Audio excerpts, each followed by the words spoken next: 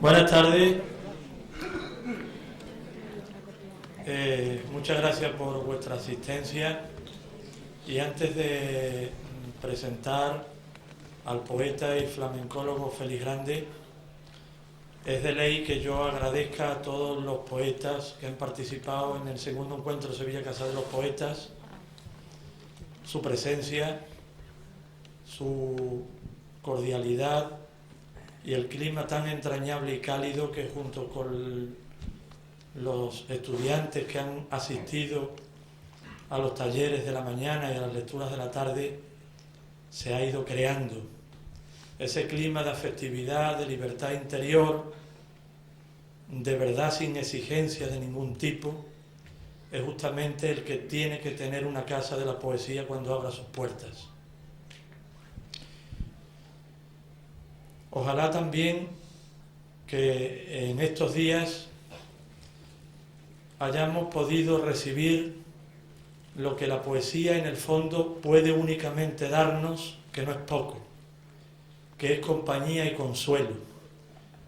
Toda retórica que no se vaya fuera de la compañía del consuelo pasa y no se nos queda dentro. Pero para que la poesía nos entregue poesía y consuelo, tenemos que estar atentos a lo que antes de eso nos recuerda, sin concesiones, que estamos solos, que vivimos en medio del páramo y que no tenemos defensa posible. Solo desde esa conciencia de la indefensión, la poesía, quizás como nada, nos acompaña y nos consuela por largo tiempo. Ese consuelo lo aprendí, o se lo debo en parte, a la lectura que hace Félix Grande del ingente cuerpo de coplas flamencas anónimas. Él no solo ha estudiado la copla en relación con el cante y ha valorado la importancia genuina del arte flamenco, sino que se ha preocupado como uno de los grandes poetas españoles del último medio siglo por señalarnos que ciertas coplas, y no pocas, escindidas del cante, forman parte de la corriente más honda y más auténtica de la poesía española del siglo XIX. Aquí es justamente donde yo quería llegar, y por eso le pedí que por favor él nos hablara y nos enseñara y recordara a todos la vigencia y la desnudez de estas coplas que son verdaderos poemas y de los que, por ejemplo, Becker, con quien empezamos el encuentro, bebió más de lo que suele recordarse. Antes de quedarnos con Félix, quiero advertir que cuando él termine habrá un descanso y necesariamente tendremos que salirnos de la sala para entrar después cada uno con la entrada que tenemos. Después del descanso vendrá el espectáculo La Edad de Oro, que protagonizan al cante Fernando Terremoto, a la guitarra Alfredo Lagos y al baile Israel Galván, reciente Premio Nacional de Danza. Resulta la feliz coincidencia o casualidad de que es la primera actuación de Israel Galván desde que recibió el premio. Eso naturalmente nosotros no lo hemos buscado, pero de alguna manera nos beneficia y nos ayuda a dar a conocer lo que en el fondo pretendemos, convencer a Sevilla de la necesidad de una casa de los poetas. Os dejo con Félix Grande.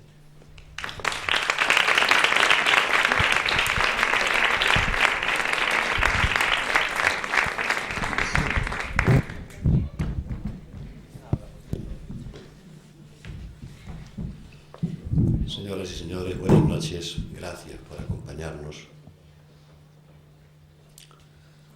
Verán, yo debo y deseo agradecer a las autoridades que han hecho posible esta reunión. Agradecerlo muy sinceramente. Quiero felicitar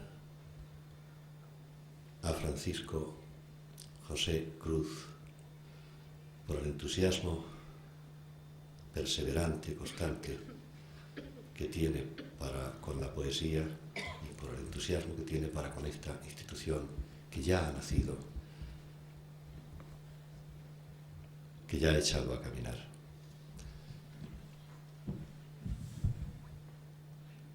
Muchos de ustedes todavía quizá no sepan que una de las dimensiones más emocionantes de estas reuniones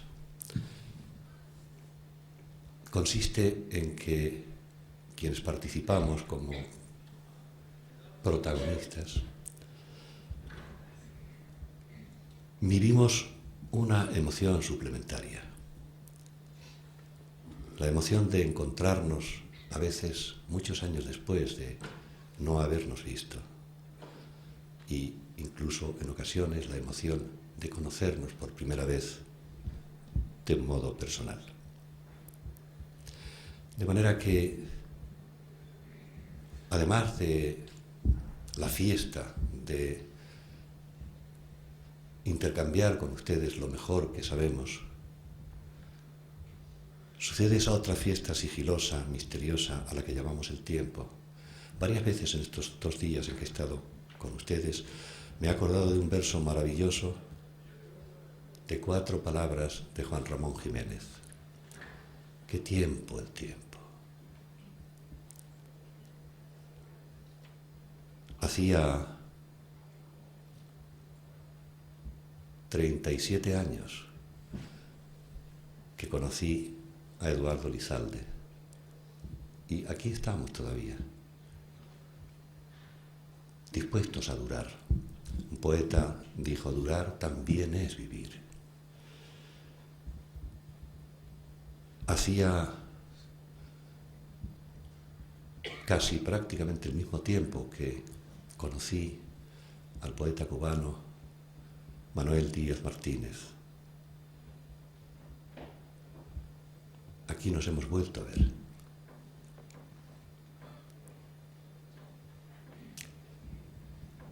Desde el año 71, hace 34 años, no había vuelto a ver a Mario Rivero. Y ahora nos hemos encontrado, ya con nuestros achaques, esas goteras que vienen amorosamente para quedarse con nosotros ya para siempre. Hacía mucho tiempo que no me encontraba con alguien con quien comparto una de mis pasiones literarias, César Vallejo. Ese alguien es Américo Ferrari, a quien los empleados de las emisoras de radio le llaman la voz de Américo.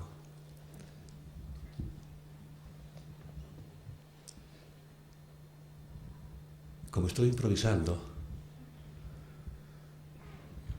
puedo tratar de ser lo más emocionante posible, pero con la voz. No he tenido tiempo de tratar de escribir un poema con estas emociones, pero créanme que el tiempo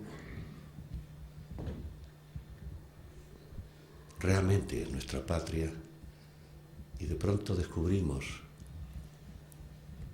que no solo nos había separado el océano, sino el calendario. Y de pronto el calendario condesciende a que volvamos a encontrarnos. Y entonces somos muy felices.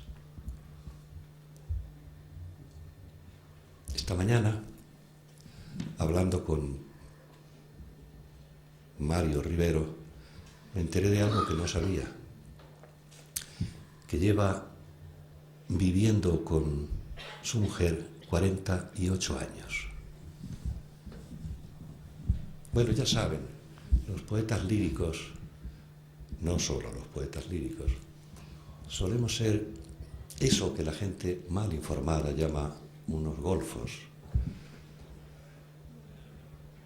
Y digo mal informada porque esa actividad de algunos poetas líricos de ir buscando una madre por todas las mujeres del mundo, en realidad es quizá una desgracia, pero en todo caso es doloroso. Finalmente, uno no tiene más que una madre y uno no tiene más que una mujer, que es aquella con la que quiere morir. Los más valientes se condescienden a morir después que la mujer a la que aman. Los más cobardes soñamos con morir antes para no vivir en un mundo en donde ya no está esa mujer. Sobre algo de esto hablábamos esta mañana con palabras medio telegráficas con Mario Rivero, y ahora querría, recordando una coincidencia, y es que yo también llevo 48 años viviendo con Francisca Aguirre y él con su esposa, los mismos años. Querría regalarle a él, a todos mis compañeros, a todos ustedes y a ese ser omnipotente y sigiloso que nos preside a todos, que es el tiempo, una página breve, y luego ya hablaré del tema que nos ha reunido. Es un poema de amor. Se llama Boda de Oro. Dentro de 2 años, para 50 que conocí a Francisca Aguirre, yo ya le he pedido que se case conmigo de nuevo en nuestras bodas de oro. Me ha dicho que lo pensará. Confío en que piense bien y acceda. Y entre tanto ya le voy dando, poniéndole plátanos en el suelo para que resbale y vuelva a casarse conmigo. La página dice: señora, desde que el tiempo nos derriba,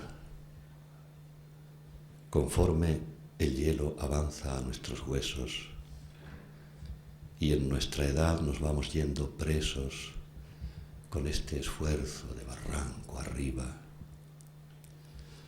Hoy que el violento calendario criba todos nuestros asuntos y sucesos y apenas si nos quedan unos besos donde no la pasión, la alma está viva. Ahora, señora, compañera vieja, cuarto de siglo hablando en esta reja, por entre tantas lágrimas riendo, ahora, de vuelta de tan grandes daños como nos entregaron tantos años, ahora es por fin cuando el amor comprendo. Bueno, esto era lo que quería decirle.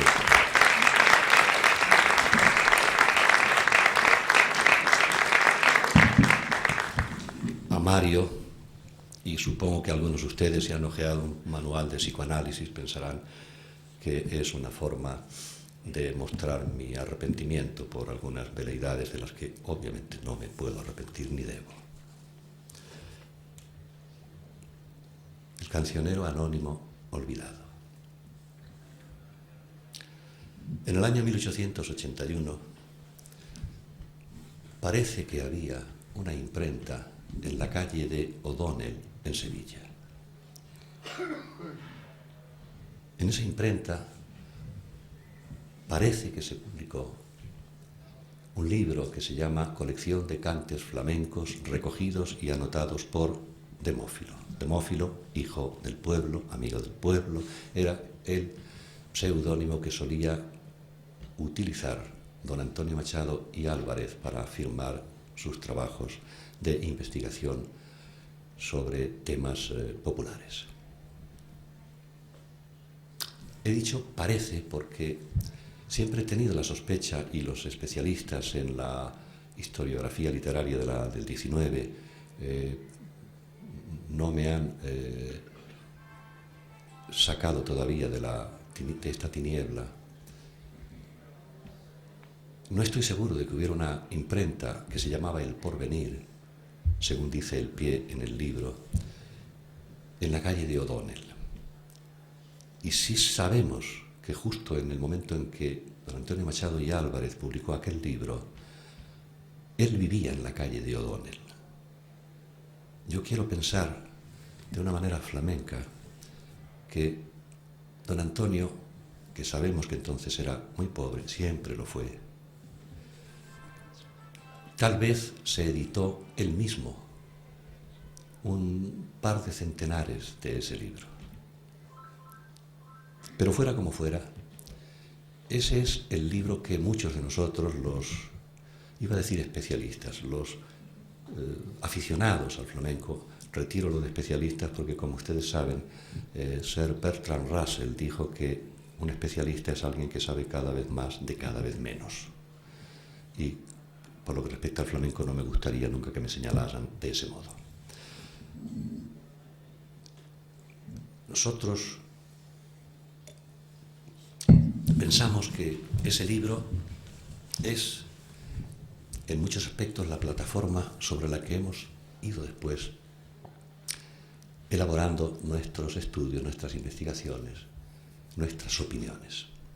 Ese libro contiene 900 coplas de entre las mejores de la época, del siglo XIX, un aparato crítico notable, tiene 300 notas a pie de página y un prólogo extraordinariamente solvente en el que, entre otras cosas, encontramos el primer apunte biográfico del que quizá fuese el cantaor más importante del siglo XIX, Silverio Franconetti. Hay una relación de los primeros cantaores, los cantaores aurorales, una relación que él propone con el asesoramiento de Silverio y de Juanelo de Jerez. Pero hay muchas más cosas importantes para los estudiosos del flamenco en ese libro, pero lo que nos interesa es que ahí es donde por primera vez se hace una defensa, casi diría violenta, pero en todo caso una defensa apasionada de la copla flamenca, no como soporte del cante, no solo como soporte del cantaor, sino como parte de la historia de la poesía española.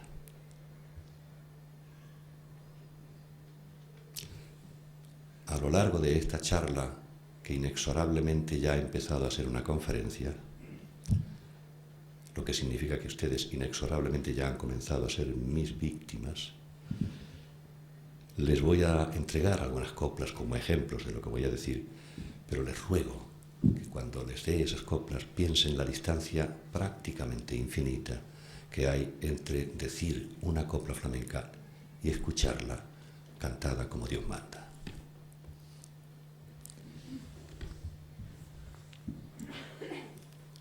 Don Antonio Machado y Álvarez de Mófilo, que no se limitó a ser un genial padre de poetas, sino que fue uno de los insustituibles intelectuales del siglo XIX. Todos sabéis que pertenecía a la institución libre de enseñanza, la aventura pedagógica más importante de la historia de España.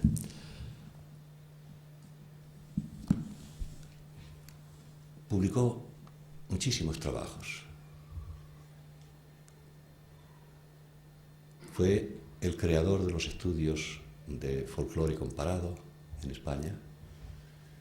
Fue el impulsor de las primeras instituciones de estudios folclóricos. Mantuvo correspondencia muy seria, muy severa con estudiosos alemanes, ingleses, algunos franceses. Y entre sus muchísimos trabajos, este del que les hablo no es más que uno de ellos. Y, repito, es la plataforma sobre la que después muchos de nosotros hemos podido caminar para continuar adelantando. Machado y Álvarez recomendaba fijar la atención de los verdaderos artistas en los inmensos tesoros de belleza que se encierran en esta poesía espontánea que, por serlo, no tiene precio en el mercado, ni obedece a otra ley que a la de manifestar en toda la pureza los sentimientos más íntimos del corazón y las ideas más claras y tenaces del entendimiento. Y después, apoyado en la grandeza poética de las coplas flamencas, hacía un llamamiento para, cito, reivindicar el derecho del pueblo a ser considerado como un factor importante en la cultura y en la civilización de la humanidad. Sí, ya sé, aquellos eran tiempos románticos, aquellos eran tiempos de la institución libre de enseñanza, tiempos en los que había una atención muy particular sobre las producciones populares, y esto hoy, una vez pasado el periodo romántico, pasado en lo que respecta a la cronología en la que se divide la historia del arte para su mayor comprensión en los institutos y en las enseñanzas, pero el romanticismo es una de las formas de estremecimiento emocional de la historia de la conciencia humana. Pero lo cierto es que ahora se suele, quienes reprochan a Demófilo lo que ellos consideran algunos excesos, se suele aludir a eso, a su romanticismo, etc. Bien. Juan Ramón Jiménez, ya saben ustedes que no aceptaba que la gran poesía hubiese sido escrita por el pueblo y dedicaba sus libros a la minoría siempre, o, haciendo ya una concesión extraordinaria, decía, a la inmensa minoría. Y algo de razón tendría Juan Ramón Jiménez, como en tantas otras cosas. Él era un genio. No es concebible que todo el pueblo sea gran poeta, pero sí es cierto que cuando se conoce la poesía flamenca y se sabe que en su totalidad ha sido compuesta, fíjense que no digo escrita, y no digo escrita porque sabemos que la inmensa mayoría de las coplas no fueron escritas, sino compuestas, no fueron escritas porque quienes las compusieron no sabían escribir, eran iletrados, o para decirlo sin autocensura, eran analfabetos. Pues sí, algunos de esos analfabetos tenían sobre su corazón el suficiente cargamento como para poder componer un pequeño, gran poema.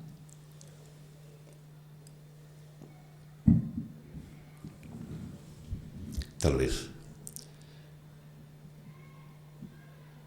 lo primero que tiene que tener un poeta para poder expresar lo que siente es mucho dolor. Y fíjense, si hay algo que no falta en el flamenco, si es que falta algo en él, es el dolor. El flamenco ha nacido, todos lo sabéis, en la humillación, en el hambre, en la desesperación, en el desprecio, en la explotación, en la injusticia. Más aún, no conocemos ni un solo gran creador en la historia del flamenco que haya nacido en sábanas de Holanda. Ni uno. Todos los grandes creadores que han ido formando este prodigio que es hoy el edificio del flamenco han conocido alguna de las formas del desamparo, algunas de las formas del infortunio, o varias formas, o todas las formas del infortunio. Y esos seres compusieron en no más de 150 años, o muy poco más, uno de los lenguajes más universales que hoy hay para que la conciencia de la especie sepa que realmente somos animales inconsolables y que necesitamos estar juntos y tener piedad los unos de los otros. El flamenco es una de las músicas más desconsoladas de cuantas ha compuesto el genio de la conciencia humana, y por eso es, tal vez, por lo que resulta ser una de las músicas más consoladoras. Por cierto, yo les voy a pedir, esto es una cosa muy flamenca, pero también es muy sincera, entre otras cosas, una de las vigas maestras del flamenco es la sinceridad. El flamenco no miente, cuando miente se nota mucho. Pues bien, con sinceridad quiero agradecer que esté entre nosotros una de las grandes creadoras de la historia del flamenco, Cristina Hoyos. ¿Por qué no le dan un aplauso?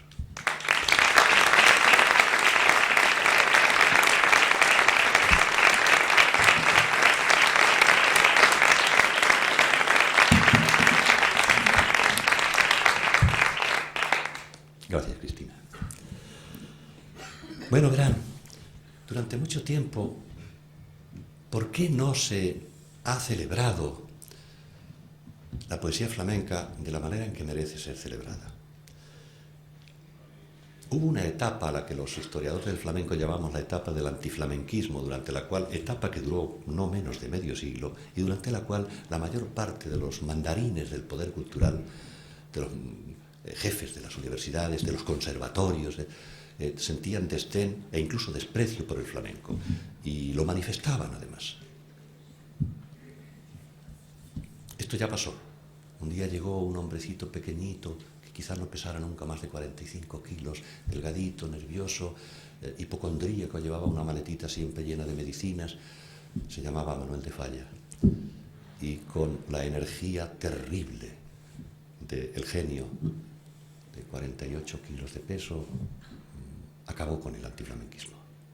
Organizó un concurso de cante jondo en Granada, ayudado por un chiquillo a quien la posteridad, que en este momento somos ustedes y yo, llamamos Federico García Lorca, y a partir de aquellos días del Corpus del año 22 en Granada, el antiflamenquismo se rindió.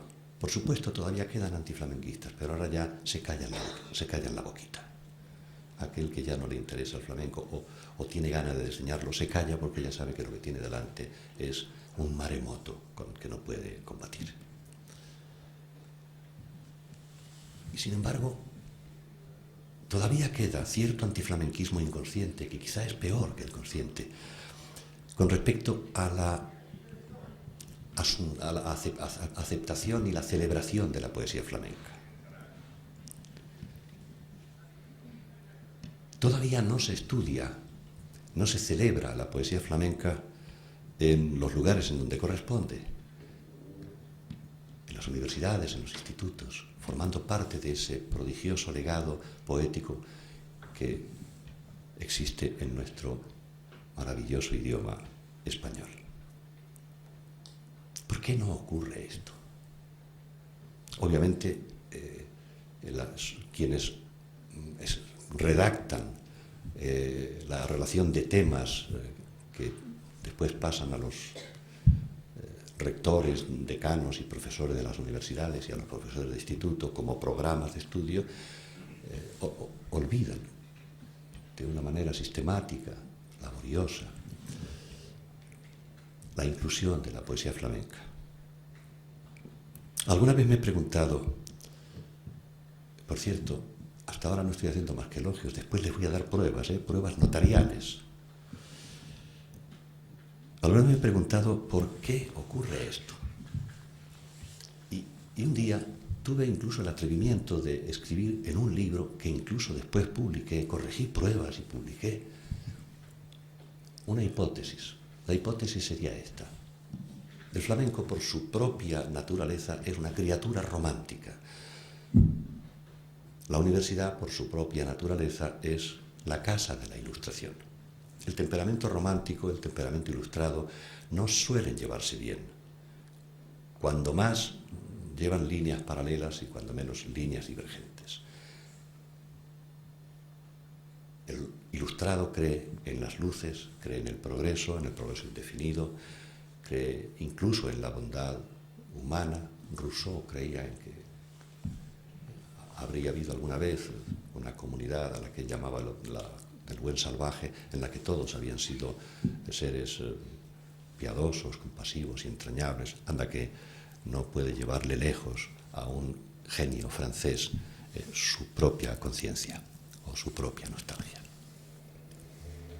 En tanto que el temperamento romántico cree en las tinieblas, cree en la turbulencia emocional, cree en la fatalidad, sobre todo cree en la fatalidad. El romántico sabe que los tiempos cambian, pero la conciencia cambia muy despacio y no siempre hacia adelante. De manera que entonces parece verosímil y hasta adecuado que la casa, la posada de la Ilustración no le abra la puerta a las criaturas románticas que son los breves y a veces gigantescos poemas flamencos. Esta fue la hipótesis que me atreví a pensar, a dar por buena, con un descuido impropio de un intelectual que creo que siempre tiene la obligación de dudar de todo, pero sobre todo de lo que a él mismo se le ocurre, a mandar a la imprenta a corregir pruebas y publicarlo. Pero luego ya ha publicado el libro, uno de los libros sobre flamenco, no les diré cuál, no se lo diré simplemente por pudor, ¿no? Pensé, no, esto no es así, porque en la universidad también se ha celebrado, y a veces con cuánta pasión y con cuánto acierto y cuánta inteligencia, grandes obras románticas, a condición de que esas obras románticas ya hayan sido compuestas por seres, llamémosles, privilegiados, seres que a su vez habían estado también en la universidad o habían tenido una infancia y una vida en general menos desasistida que la de los flamencos. Lo que nos deja de pronto ya sobre el aire una pregunta mucho más inquietante. Realmente, ¿por qué no se abre la puerta de la universidad a la celebración de la poesía flamenca? ¿Porque la han hecho los pobres? Por una especie de racismo latente, inadvertido, por ese desprecio que sentimos en general cuando somos privilegiados por los que no lo son. Como dice el refrán, encima de cuernos, penitencia. Es una pregunta antipática, yo lo comprendo. Después, al final, voy a tratar de resolver esta antipatía. Pero tengo que ser sincero, una de las cosas que se aprenden en la frecuentación del flamenco es a no mentir. Porque mintiendo uno se siente muy mal. Y ya nos sentimos, ya tenemos bastantes causas para sentirnos mal con el mundo, para encima tener que sentirnos mal con nosotros mismos por haber mentido. Bien, tenía que dejar esta pregunta inquietante en el aire. Sea por lo que sea, lo cierto es que el flamenco no ha entrado nunca a la celebración de la universidad. Sí hay universitarios que han escrito libros ya imprescindibles, pero no hay todavía la lectura y la celebración de la poesía flamenca dentro de un programa de estudios.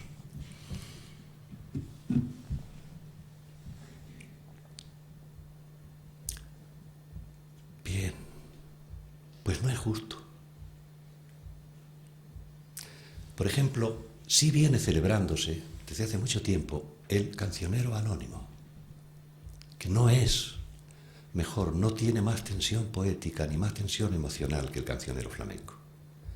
Y sin embargo, al cancionero anónimo sí se han dedicado su esfuerzo, su genio, su talento, los grandes críticos más acreditados e incluso esos seres maravillosos a los que llamamos hispanistas. Esas criaturas que han mamado en la leche de su madre un idioma y luego han aprendido el nuestro y dedican su vida a enseñarnos a nosotros mismos la grandeza de las producciones en lengua española. Pues no hay un solo hispanista, y esto no es un reproche, que se haya dedicado una hora a celebrar la poesía flamenca. No es un reproche, forma parte de un ninguneo, para utilizar una palabra de Eduardo Elizalde, que se viene cometiendo desde hace 100 años con la poesía flamenca. Y lo que recibe el hispanista es lo que se le entrega desde aquí mismo, que se celebra en la metrópolis del castellano, del idioma español. Sobre esto trabajamos, y trabajan admirablemente, y les debemos todo el afán y todo el fervor con el que trabajan sobre las producciones de nuestro idioma. Pero tampoco se han enterado, tampoco les ha llegado noticia de esta gran poética. Y fíjense, 41 años después de publicado aquella colección de cantes flamencos de Demófilo,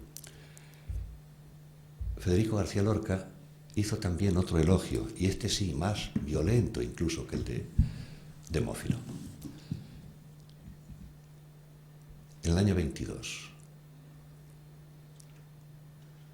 83 años después de esa defensa violenta, que tiene unas líneas y se las voy a leer enseguida, seguimos en las mismas, seguimos cometiendo la misma injusticia con la poesía flamenca. Federico, les aclaro entre paréntesis que entre nosotros los aficionados flamencos hay una vieja discusión, hay varias, pero una de ellas es la de si Federico sabía mucho o sabía poco o no sabía nada sobre flamenco. Como el flamenco es el reino de la pasión, nuestras conversaciones suelen ser apasionadas y no llegar nunca a un acuerdo.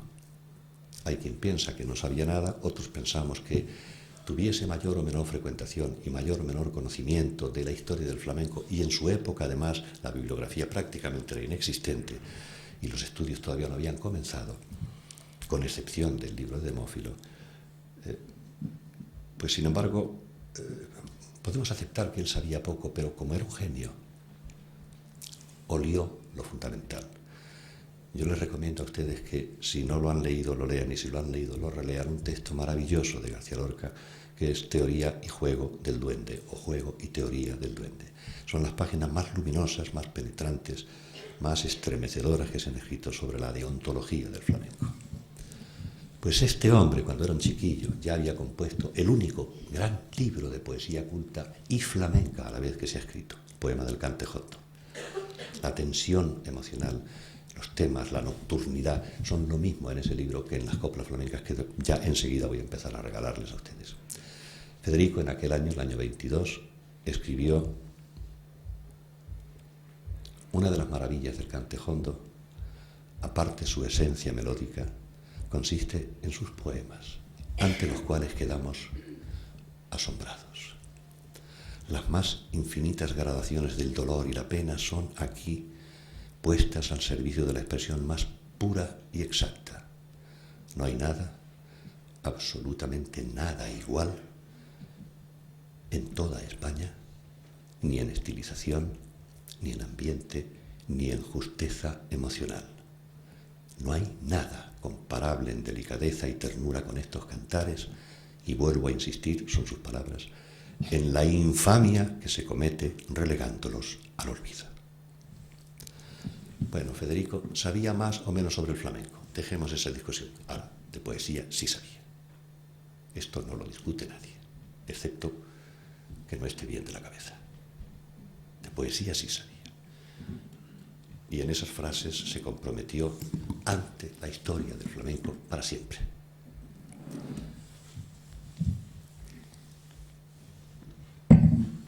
La infamia, ya ven ustedes que ahora pronuncia la palabra infamia con menos énfasis, continúa cometiéndose. Y ahora sí, ahora les voy a dar las pruebas. Les voy a dar 2 o 3 líneas maestras de lo que es la poesía flamenca y unas cuantas coplas como ejemplo. Primero, la poesía flamenca menciona en ocasiones de un modo prodigioso a todas y cada una de las emociones que constituyen la estructura de la conciencia.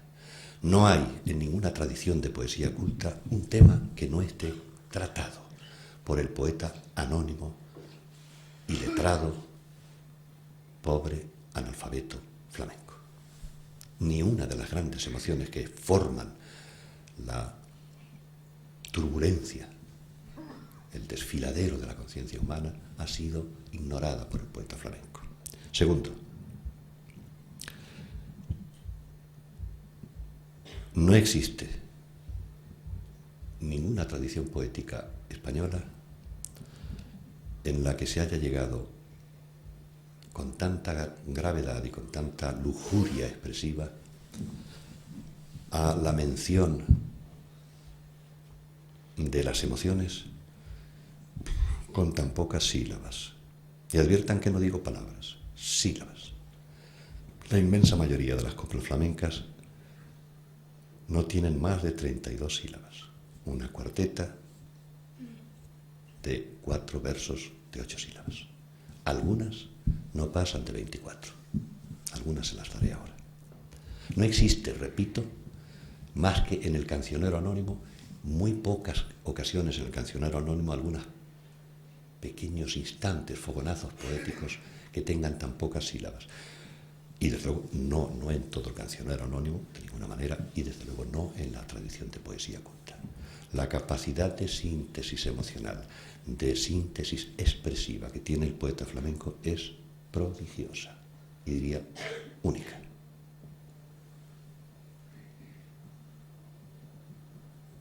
Y no solo, vuelvo atrás durante 30 o 40 segundos, estas criaturas no solamente eran pobres, analfabetos, es que eran lumpen, lo que Fidel Castro llama lumpenes. Tal vez sea esta una de las causas por las que la crítica de izquierda no se ha asomado nunca a la celebración del flamenco, porque durante mucho tiempo, ustedes lo saben, los marxistas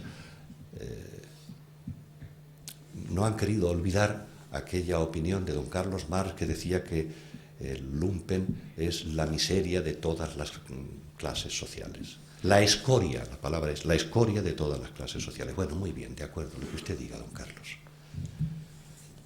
De la escoria de Andalucía nació un lenguaje prodigioso, uno de los conjuntos coreográficos más hermosos del mundo.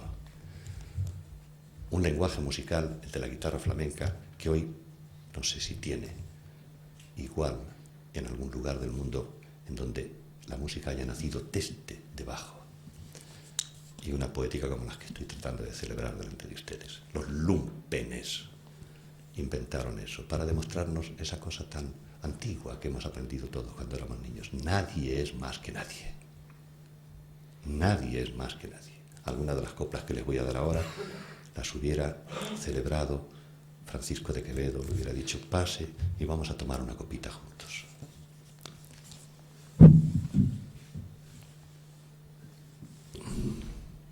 Qué tiempo el tiempo, decía Juan Ramón Jiménez, y yo debería decir qué tiempo el tiempo, por Dios. Voy a tratar de ir acelerando. Les mencionaré una sola de las características, digamos, formales de la copla flamenca, de la grandeza de la copla flamenca, el uso del diminutivo. Como ustedes saben, el diminutivo se utiliza mucho, sobre todo en la poesía de tradición popular, pero casi siempre de una manera festiva, de una manera delicada, si queréis, pero casi nunca de una manera trágica, de una manera dramática. Creo que el único poeta en el que algunos diminutivos suenan de un modo natural es en César Vallejo, uno de los más grandes poetas de la lengua. Los poetas de tradición culta, los aprendices de discípulos de poetas cultos como el que os habla, sabemos que cuando utilizamos un adjetivo corremos el riesgo de convertir el verso y aún el poema entero en una cursilería. Bueno, pues el poeta flamenco se las arregla para que el diminutivo tenga una majestad, ¿cómo les diría? La majestad del mendigo. Las palabras serían criaturas vivas. Recuerden a Unamuno, tened fe en las palabras porque ellas son cosa vivida. Las palabras son criaturas capaces de poner a las emociones de pie. Los diminutivos podríamos pensar que son criaturas vivas capaces de poner a las emociones de rodillas. De hecho, el flamenco se viene pasando la vida haciendo eso, poniendo a las emociones de rodillas, haciéndolas caminar de rodillas, haciéndonos ver a todos que somos seres arrodillados, que somos seres que necesitamos de la piedad. No quiero hablarles de la moral del flamenco, no tenemos tiempo. Cuando se camina de rodillas, lo que ocurre es que suelen sangrar las rodillas. Y en el flamenco, en la copla flamenca, las palabras arrodilladas a veces parece que están sanguinolentas. Veamos algún ejemplo. Hay una copla de la que afortunadamente sí sabemos quién era el autor. Es un cante por seguirilla del 19 que se continúa cantando todavía y cuyo autor fue el Fillo, el gran cantaor El Fillo, el que le puso su nombre a una de las formas de emitir la voz afillá. El Fillo tenía un hermano que se llamaba Juan Encueros, se firmaba Juan Encueros, que también era cantaor, y una noche fría en Sevilla, una noche de invierno, iba envuelto en una capa, y a la vuelta de una esquina alguien, parece ser que por una cuestión de celos, después les voy a dar alguna copla de celos escalofriante, le pegó un navajazo y lo mató. El Fillo compuso un cante por seguirilla que se continúa cantando. El cante dice: mataste a mi hermano, no te he de perdonar. Tú lo has matado liadito en su capa, sin hacerte nada. Miren, si la copla dijera: lo has matado liado en su capa, envuelto en su capa, arropado en su capa, arrebujado en su capa, ese navajazo continuaría siendo un crimen, pero desde el momento en que lo que escuchamos es liadito en su capa, ese navajazo es un asesinato. El juez no tiene que dudar, está todo claro. Otro ejemplo de los diminutivos, una copla también de principios del siglo XIX, el primer tercio al parecer del siglo XIX, y que también se continúa cantando. Dice: en el hospitalito, a manita derecha, allí tenía mi compañerita la camita hecha. Como veis, el protagonista de este poema es el protagonista del flamenco, es la fatalidad. Entonces los hospitales no eran esas instituciones como ahora, a donde vamos a curarnos y donde casi siempre nos curan, incluso de un infarto, nos sacan. Entonces no, entonces el hospital era el lugar en donde los pobres iban a morir, a agonizar y morir, porque no podían ni morir en casa. Pues allí en el hospitalito, a manita derecha, miren, vamos a acercarnos un poco a esos diminutivos. Un hospitalito no es un hospital. Un hospital, en efecto, es una institución, era una institución en donde la gente pobre iba a durar un poco y a despedirse. Pero un hospitalito tiene un poco más de ternura, de acogimiento. Es un establecimiento en donde, sí, mi mujer se va a morir, decía el cantaor, pero, caramba, habrá algo, a lo mejor, dos monjitas que la acompañen y le tomen la mano. El diminutivo nos hace pensar que el hospitalito era algo menos último que el hospital, un último reposo antes del último suspiro. A manita derecha es algo más que una dirección. A mano derecha obviamente es una dirección. A manita derecha ya es algo más que una dirección, no cabe duda. Lo que no sé es explicárselo a ustedes, pero yo lo tengo tan claro. A manita derecha es, sí, una dirección, pero una dirección en donde uno va a un determinado lugar con mucha ternura, con mucho calor, con mucho amor. Mi compañerita, allí tenía mi compañerita, allí estaba esperando ya a mi compañerita. Como ustedes saben, hoy se utiliza la palabra compañera más que ninguna otra palabra, más que la palabra esposa, que la palabra novia, que la palabra amante. Se ha puesto, no diría de moda, se ha instalado en el lenguaje popular la palabra compañera. Como dice el refrán, algo tendrá el agua cuando la bendicen. Si la palabra compañera se ha quedado a vivir es porque tiene fuerza. Pero la palabra compañerita, pues como que parece que contiene un poco más de amor. Se diría que aquellos que han hecho el amor con su compañerita han hecho el amor un poquito más. Ha durado el acto amoroso unos minutos más. El orgasmo ha sido un poquito más placentero. La camita hecha. Ahí sí, ahí está claro. Una camita no es una cama.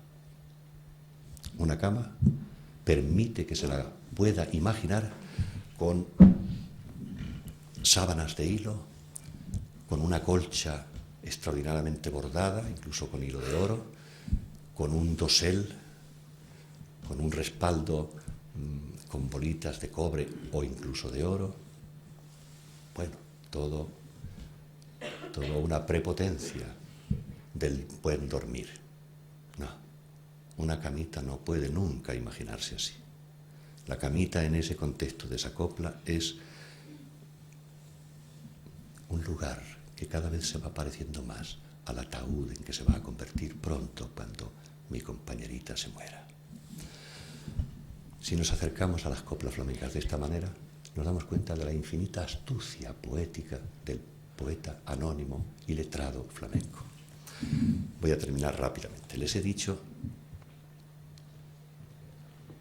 que el poeta general, poeta colectivo flamenco, ha tratado todas y cada una de las emociones de la conciencia. Vamos a dar los ejemplos y ya con rapidez.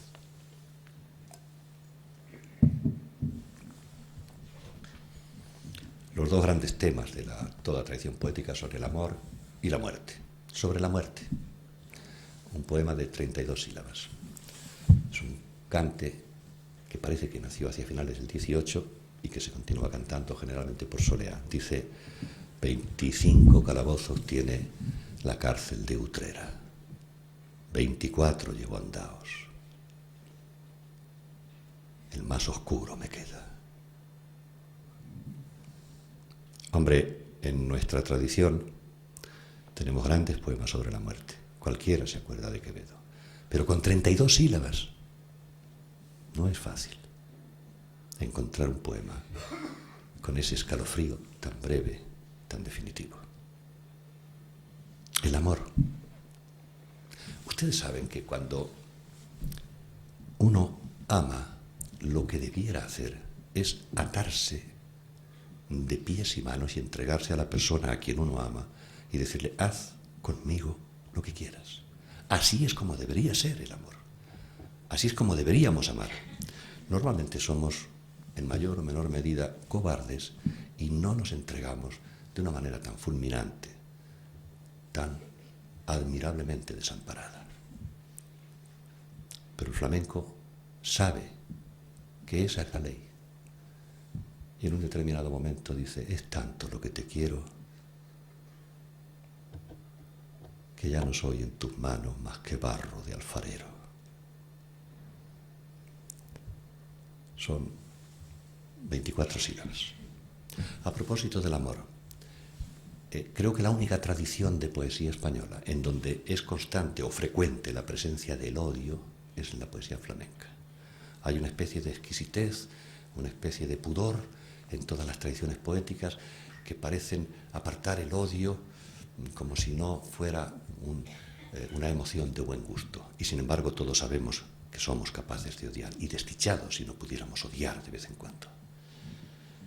El flamenco sabe que el odio existe, sabe que es una de las puertas que da bandazos en la tormenta de vivir, y de vez en cuando lo expresa. Les doy un par de ejemplos y enlazo con el tema del amor del que estábamos hablando.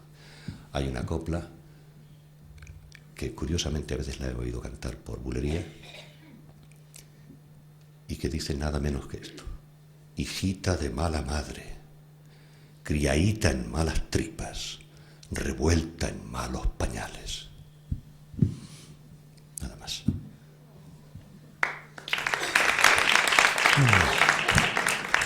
Nada más con respecto al odio. Continuamos un poquito. La palabra odio me ha recordado una copla que le oí por primera vez a Juanito Valderrama cantando por bulería. Me acuerdo muy bien, le acompañaba al niño Ricardo. Ustedes saben que yo soy y lo digo con orgullo, soy un guitarrista, un gran guitarrista absolutamente fracasado. Lo digo con orgullo porque, verán, tenemos la tendencia, cuando nos piden en nuestro currículum vitae, de redactar en unas páginas o en unas páginas todas nuestras conquistas, en el caso de los escritores, nuestros libros publicados, reeditados, premiados, nuestra participación en congresos, bien, todo aquello en lo que hemos destacado. Y, por supuesto, nunca ponemos en el currículum vitae la relación de nuestras derrotas. Y creo que si hay una verdadera aproximación a nuestro rostro auténtico, sería la enumeración de nuestras derrotas. Y una de las derrotas principales de mi vida, después de ser finito y saber que lo soy y que voy a morir y a ser olvidado, es no haber podido ser un buen discípulo de Paco de Lucía. De manera que por eso lo digo con orgullo. Yo soy un guitarrista fracasado. Están ustedes delante de un orgulloso guitarrista absolutamente fracasado. Bien, pues acompañado por niño Ricardo Valderrama cantó esta copla: intención de engañarme, que a la mitad del camino se abra la tierra y te trague, amor mío, si es que vienes con intención de engañarme.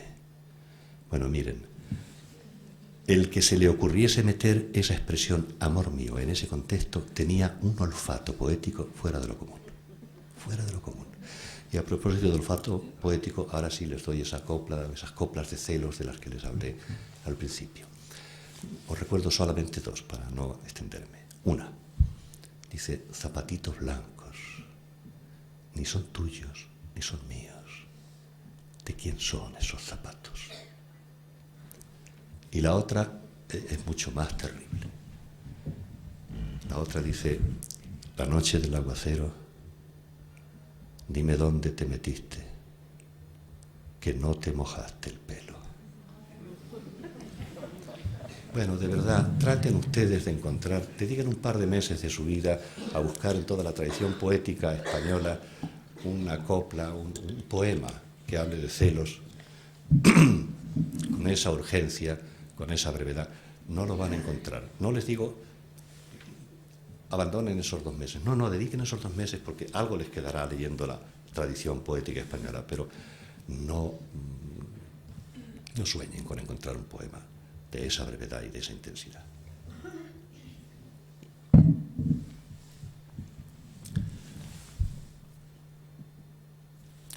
Me viene a la cabeza una copla que no tiene un tema exactamente definido, como tantos grandes poemas, por otra parte. Es una copla que parece estar pidiéndole al lector o al oyente la colaboración para completar la lógica del poema, la lógica del discurso lírico. El que me la regaló, un compadre de la peña flamenca El Taranto de Almería, sospechaba que la copla hablaba de aquellas criaturas que todos conocemos, que se casan con una mujer muy mayor o en el caso de mujeres se casan con un hombre muy mayor para esperar un poco y heredar enseguida y eso que se llama dar el braguetazo.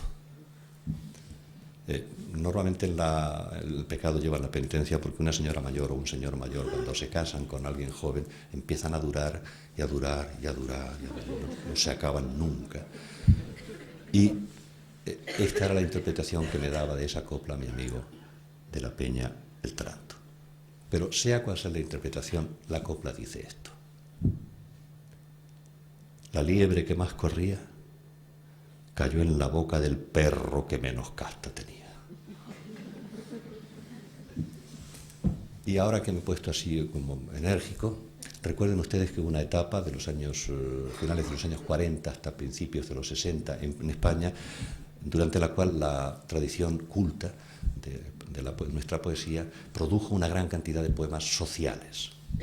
Les doy una copla flamenca de tema social que nunca pudieron haber escrito los mejores poetas de aquella época. Me refiero sobre todo a la brevedad: Blas de Otero, José Hierro. La copla dice: mira si soy desgraciado, que estoy deseando morirme para dormir bajo techado.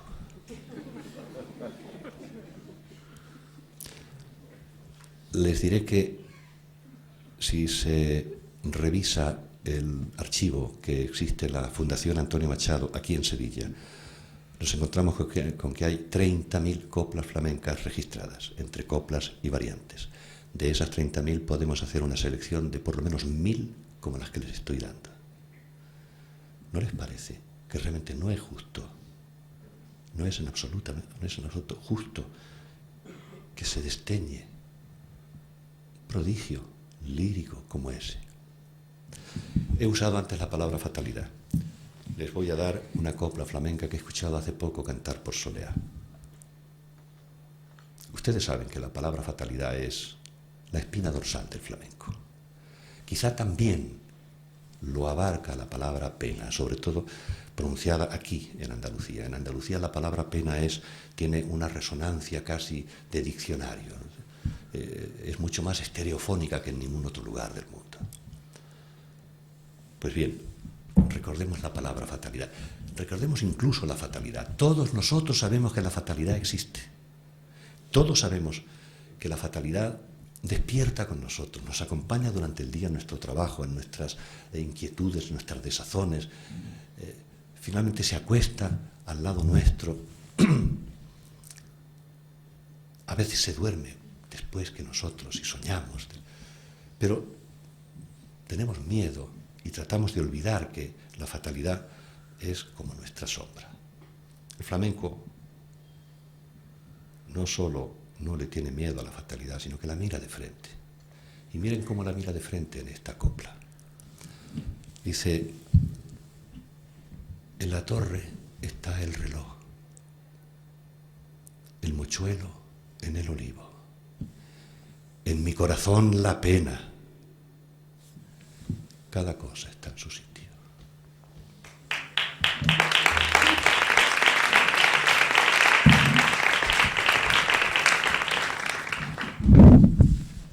Y por último, 2 coplas más y terminamos.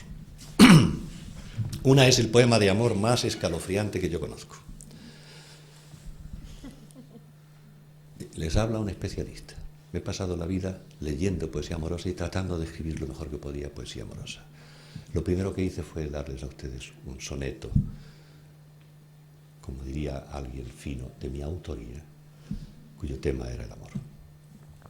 Pero no conozco ningún poema de amor de unas cuantas sílabas tan escalofriante como este. Es un poema que recuerdo siempre que tengo oportunidad, un poema que se canta por seguirilla y que procede aproximadamente de 1830 o 35. Este lo podemos fechar por lo que ahora les diré. Bueno, por lo que ahora mismo les digo. Ese poema le gustó tanto, esa copla le gustó tanto a un poeta culto, a un escritor culto, a don Juan Valera, que escribió con el mismo tema un soneto. Lo escribió en Roma cuando era embajador en Roma.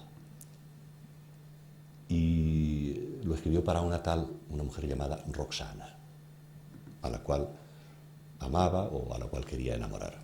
El soneto, como diría con maldad Borges, es prescindible. La copla no. La copla dice: cuando yo me muera te pido un encargo, que con la trenza de tu pelo negro me amarren las manos. Bueno, miren, sin más explicaciones, esas cuantas sílabas ya son un escalofrío. Pero tratemos de acercarnos un poquito. Uno piensa, ¿por qué le está pidiendo este hombre a esta mujer que le amarre las manos con la trenza de su pelo? Se supone que es mucho mayor que ella y se va a morir más pronto, se va a morir pronto, o que está enfermo y se va a morir pronto. Pero, bueno, ¿y qué? Si de todas maneras, una vez muerto, ¿qué puede hacer nada con las manos? Excepto que, esta es una hipótesis más o menos lírica y completamente prescindible, seguimos con el adjetivo borgiano, podríamos interpretar que ese hombre quiere tanto a esa mujer que si no le atan las manos, cuando esté muerto debajo de la tierra, va a empezar a arañar la tierra para sacar las manos y tocarla de nuevo. Está bien, está, como decía Antonio Machado, está muy bien, está bien, no está mal. Bien, pero si situamos históricamente esa copla y sabemos cuándo nace, no sabemos el autor, no lo sabremos nunca, pero sabemos que nace hacia hacia 1830 o 1840. En aquella época, en Andalucía, en otros lugares también, pero estamos hablando aquí en Andalucía y de una creación andaluza, había unas abominaciones a las que se llamaban hambrunas. Venía el hambre por un costado de una ciudad, se quedaba un tiempito, se marchaba y dejaba esa ciudad llena de cadáveres. Luis Díaz del Corral, en un libro maravilloso que se llama Historia de las agitaciones campesinas andaluzas, nos cuenta que en Baeza, donde él había vivido, vino una hambruna, pasó a Baeza y cuando se fue el hambre, de 12.000 habitantes que tenía Baena, quedaron 8.000. En aquella época las mujeres se dejaban el pelo largo, fueran gitanas o fueran payas, se dejaban el pelo largo. Algunas, las menos, las mínimas, las que se podían contar con los dedos de 2 o 3 manos, para gustar a sus parejas y porque podían permitirse el lujo de tener siempre el pelo largo. Otras, porque sabían que cuando viniera el hambre podían cortarse la trenza del pelo, vender el pelo para las pequeñas industrias de los pinceles y con ese dinero alimentar a sus niños 3, 4 o hasta 5 semanas. En ese contexto, el poema amoroso ya adquiere una fuerza verdaderamente aterradora. Ahí ya le está diciendo, mira, yo también quiero a nuestros hijos, yo también los quiero, pero yo tengo confianza en ti, yo sé que tú les vas a poder dar de comer, que tú vas a trabajar como una fiera, como una leona, para que nuestros niños coman, pero la trenza de tu pelo, pónmela a mí, que viva conmigo por el resto de la eternidad. No, tampoco intenten encontrar un poema de amor como ese. Y por último, para terminar, fui antipático antes al mencionar a los seres anónimos, indescifrables, cuyos nombres desconozco, que organizan de vez en cuando los programas de estudio y deciden qué es lo que entra a la celebración de la gran cultura y lo que no entra. Y ahí fui un poco antipático. Y voy a tratar de que el flamenco mismo me ayude a reparar esa antipatía. Hay una copla que le escuché en un disco antiguo a José Mercé, que la cantó, la grabó por Soleá. La copla, no digo yo que esté pensada para disculpar a el mundo universitario este inexplicable desdén que viene cometiendo con la copla flamenca. Pero sin hacer ningún esfuerzo podemos pensar que es una copla que viene a decirle a la universidad, no te preocupes, hija, la vida es como es, no pasa nada, no te preocupes, no ocurre nada, ya seremos amigos, alguna vez lo seremos, y por ahora tú no te preocupes, no te sientas culpable, que yo soy buena persona y te disculpo, ¿no? La copla dice, en la hojita de una oliva escribí yo esta sentencia. Aquel que quiera ser sabio, qué trabajito le cuesta. Gracias.